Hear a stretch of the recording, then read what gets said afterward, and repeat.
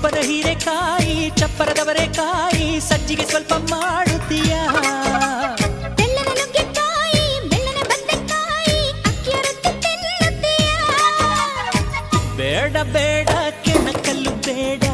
ತೊಂದ್ರೆಯಾದ್ರೆ ನಿಂದಿಸಬೇಡ ಮೆಚ್ಚಿಕೊಂಡ ಗಂಡೆ ನಿನ್ನ